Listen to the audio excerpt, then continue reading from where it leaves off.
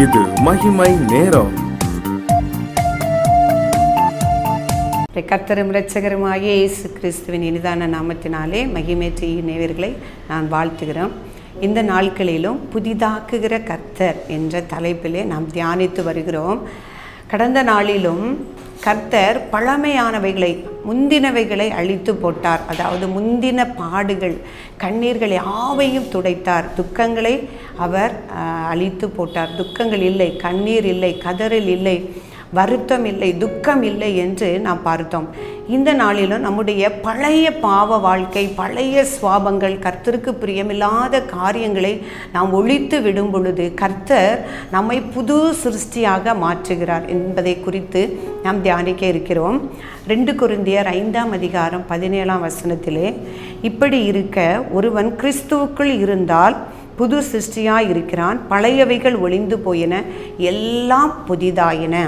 இப்போ இதில் பழையவைகள் என்று சொல்லப்படுகிறது நம்முடைய பழைய வாழ்க்கை, பழைய சுவாபங்கள் உள்ள வாழ்க்கை, கிறிஸ்து இல்லாத ஒரு வாழ்க்கை, கிறிஸ்துவனுடைய சுவாபம் இல்லாத நம்முடைய சுவாபங்கள், ஜென்ம சுவாபங்கள், பாவ சுவாபங்கள், பாவத்தன்மைகள் உள்ள ஒரு வாழ்க்கையை குறிக்கிறது. அந்த பழையவைகள் கிறிஸ்துவுக்குள் நாம் மாறும் பொழுது பழையவைகள் எல்லாம் ஒழிந்து போயின, எல்லாம் புதிதாயின.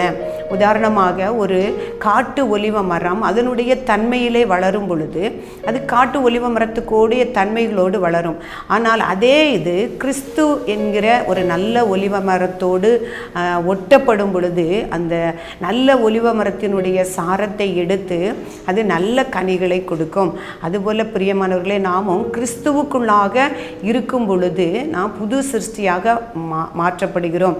எப்படி நாம் கிறிஸ்துவுக்குள்ளாக வரும் பொழுது புது சிருஷ்டியாக மாற்றப்படுவோம் என்றால், தீத்து 3ஆம் அதிகாரம் 5ஆம் வசனத்திலே நாம் பார்க்கும் பொழுது, நாம் செய்த நீதியின் கிரியைகளின் நிமித்தம் அவர் நம்மை இரட்சியாமல் தமது இரக்கத்தின்படியே மறுஜன்ம முழுக்கினாலும் பரிசுத்த ஆவியினுடைய புதிதாக்குதலினாலும் நம்மை இரட்சித்தார்.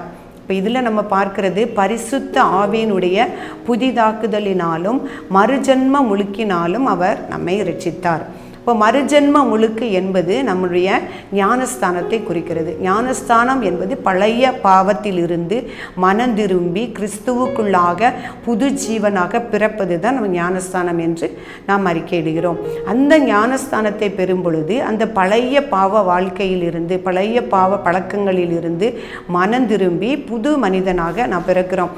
நிக்கோதேமுவுக்கு இயேசு சொல்லும் பொழுது, ஒருவன் ஜலத்தினாலும் ஆவியினாலும் பிறவாவிட்டால் தேவனுடைய ராஜ்யத்தில் பிரவேசிக்க முடியாது என்று சொல்கிறார். அதே போல ஞானத்தினாலே புதிதாக பிறந்த நாம் பரிசுத்த ஆவியினாலே ஒவ்வொரு நாளும் நம்ம என்ன செய்யணும்?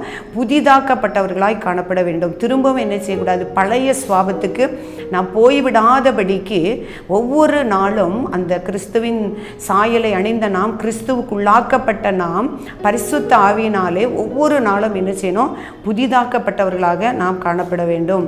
நம்மளுடைய பழைய பாவங்களை விட்டு, பழைய தன்மைகளை விட்டு ஆவிக்குரிய காரியங்களிலே புதிதாக்கப்பட்டவர்களாய் நாம் காணப்படும் பொழுது பரிசுத்த ஆவியினால் மறுபடியும் நாம் பிறக்கும் பொழுது அந்த புது சிருஷ்டியாக மாறுகிறோம். அதுதான் அவர் சொல்லுகிறார், கிறிஸ்துவுக்குள் இருந்தால் புது சிருஷ்டியாக இருக்கிறான், பழையவைகள் ஒழிந்து போயின, எல்லாம் புதிதாயின. நான் புதிதாக்கப்பட வேண்டும் என்றால் நாம் என்ன பண்ண வேண்டும்? பரிசுத்த ஆவியினால் நாம் என்ன செய்ய வேண்டும்? புதிதாக்கப்பட வேண்டும். எபேசியருக்கு எழுதின நிருபம் 5ஆம் அதிகாரம் 25, 26 வசனங்களில் வாசிக்கும் பொழுது, அது இயேசு கிறிஸ்து அந்த மணவாட்டியாகி அந்த திருச்சபையை சுத்திகரித்து பரிசுத்தப்படுத்தி புதிதாக்குகிறதை குறித்து அதில் நாம் பார்க்கிறோம். அதிலே புருஷர்கள் மனைவிகளை நேசிக்கிறது போல மணவாளனாகிய இயேசு கிறிஸ்து மணவாட்டியாகிய திருச்சபையை நேசித்து, அதில் வாசிக்கிறோம், புருஷர்களே உங்கள் மனைவிகளில் அன்பு கூறுங்கள், அப்படியே கிறிஸ்துவும் சபையில் அன்பு கூர்ந்து தாம் அதை திருவசனத்தை கொண்டு தண்ணீர் முழுக்கினாலும் சுத்திகரித்து பரிசுத்தமாக்குகிறதற்கு. அதாவது திருவசனத்தை கொண்டு தண்ணீர் முழுக்கினாலும் பரிசுத்தமாகிறதுக்கு. நம்ம முதல்ல என்ன பார்த்தோன்னா, மறுஜன்ம முழுக்கினாலும் பரிசுத்த ஆவியினுடைய புதிதாக்குதலினாலும் என்று பார்த்தோம். இதில் என்ன சொல்கிறாருன்னா, திருவசனத்தை கொண்டு தண்ணீர் முழுக்கினாலும் சுத்திகரித்து பரிசுத்தமாக்குகிறதற்கும், கரைதிரை முதலானவைகள் ஒன்றும் இல்லாமல் பரிசுத்தமும் பிழையற்றதுமான மகிமுள்ள சபையாக அதை நமக்குள் நிறுத்திக் கொள்வதற்கும் தம்மை தாமே அதற்காக ஒப்பு கொடுத்தார். அப்போ பரிசுத்த ஆவியானவருடைய பரிசுத்தமாக்குதலும் திருவசனத்தினாலும் நம்ம என்ன செய்யணுமா? புதிதாக்கணுமா. ஆதியில் அந்த அவருடைய சத்தியமும் அவருடைய பரிசுத்த ஆவியானவரும் ரொம்ப முக்கியம். நம்மை புதிதாய் சிருஷ்டிக்க அவருடைய வசனமும் நம்முடைய பரிசுத்த ஆவியானவரும் ரொம்ப முக்கியம். நம்ம ஆதியிலே உலகம் உண்டான பொழுது என்ன இருந்தது? ஆவியானவர் அசைவாடி கொண்டிருந்தார். கர்த்தருடைய வார்த்தை அந்த வானம் பூமி எல்லாத்தையும் உண்டாக்கினது என்று பார்த்தோம். அதே போல் எசேக்கியேல் தீர்க்கதரிசி புஸ்தகத்திலே பார்க்கும் பொழுது அந்த திரளான உலர்ந்த எலும்புகளை எசேக்கியேல் பார்க்கும் பொழுது ஆண்டவர் சொல்கிறார், மனுபுத்திரனே, இதை பார்த்து நீ தீர்க்க தரிசனம் உரை என்று சொல்கிறார். அந்த வார்த்தை உரைத்த பொழுது அந்த வசனத்தினாலே அந்த எலும்புகள் எல்லாம் அந்த உருவெற்று மனுஷ உருவம் பெற்றது. அப்பொழுது தேவனுடைய ஆவி அவர்களுக்குள் பிரவேசிக்க பொழுது ஒரு பெரிய சேனையாக எழும்பினது என்று நான் பார்க்கிறோமா? பிரியமானவர்களே, நாமும் நம்முடைய பழைய சுவாபங்களை விட்டு கிறிஸ்துவுக்குள் புது சிருஷ்டிகளாய் மாற வேண்டும் என்றால் அந்த பரிசுத்த ஆவியானவருடைய புதிதாக்குதலினாலும் மறுஜென்ம முழுக்கினாலும் அந்த திருவசனத்தினாலும் நாம் என்ன செய்ய முடியும்? புதுப்பிக்கப்பட முடியும். நம்முடைய பழைய பாவ பழக்கங்களை விட்டு நம்முடைய கிறிஸ்துவுக்குள் சாயலாக நாம் சிருஷ்டிக்கப்பட முடியும். தேவன் நம்முடைய சரீர பிரகாரமான உலக பிரகாரமான வாழ்க்கை அல்ல, நம்முடைய ஆவிக்குரிய காரியங்களிலும் புதிதாக்க அவர் சித்தமுள்ளவராக இருக்கிறார். இந்த நாட்களிலும் புதிதாக்கப்பட விரும்புகிற நாம், நம்முடைய கர்த்தரிடத்தில் இருந்து புதியவைகளை எதிர்பார்க்கிற நாம், எனக்கு புதிய கிருபை, புது பலன், புது ஆவி வேண்டும் என்று விரும்புகிற நாம் நம்முடைய பழையவைகளை ஒழித்து விட வேண்டும். நாம் கிறிஸ்துவுக்குள்ளாகும் பொழுது பழையவைகளை ஒழித்து புது சிருஷ்டியை தேவன் தருகிறார்.